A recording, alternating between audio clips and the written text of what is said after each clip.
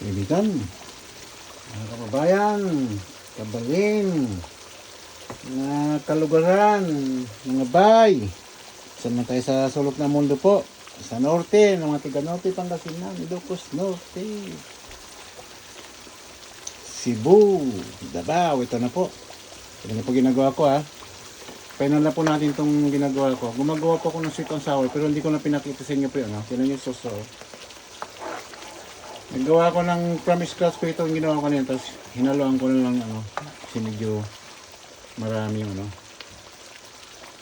chicken na ginawa, parang 3 kilos. Ibigyan natin ng para nakakulangan ko ako sa garlic. Yan po. Yan po. Tapos ibigyan natin ng konting. Sigurado na po yan. Yan lang ang parang kulang sa atin. Kaya okay na. Siguro may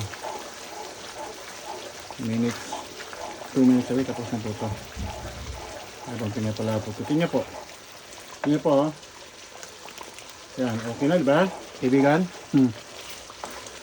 Pag nagawa po ito, papagito ko na sa inyo po paano nga. Masarap ito. Masarap. Probo na ito kasi lagi kong ginagawa ito pag may handaan. Kada birthday o pag nag-request si Mrs. yung mga bata. Narinig niyo po, naglalagablab. Lagyan natin ng konting sesame oil po. Yan, sesame oil. Mabango lalo. Yan. Ito may tomato sauce, tomato paste ang ginawa ko. Hinalo ko po ito para makulay. Tapos sugar, vinegar, saka tubig konti po. Bahala ka lang gusto mo. Tapos mayroong condensed soy sauce din. Saka ano po ito. Saka yun, light soy sauce pala ginamit ko. Saka yun. Yan, tingnan nyo mo. Nakita nyo pa? Happy na ba kayo ng ganito po? Yan. Ganda ng tunog, oh. Pagayan.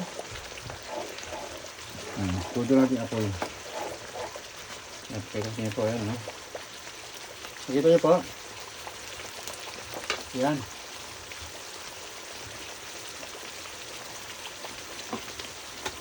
Yan, so nailaw pa po lalo.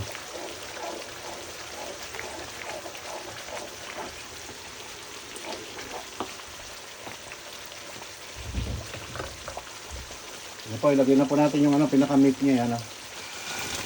Yan. Marami po ito. Sa 3 kilos mahigit, alam ko, dami. Grabe dami pa lang ito. Pero okay lang po. Ulit mo natin kaibigan, yan. Nakita niyo po? Oh. Yan. Sakto lang yung sauce sa tingin ko. Masyado ko na po ito.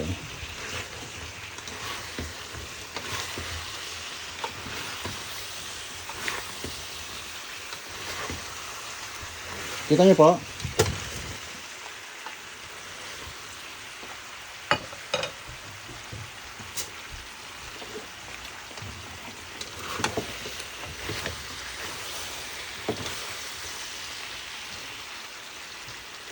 Hirap magalo po, hirap magalo. Yan.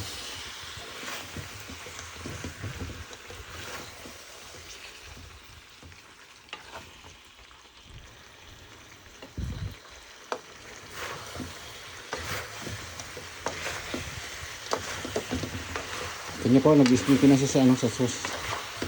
Parang dami ka ng sauce pero tama lang. Masyado po.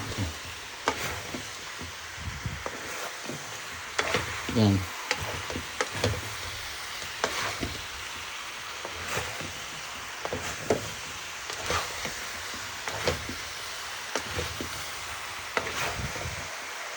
Perfect na po ito.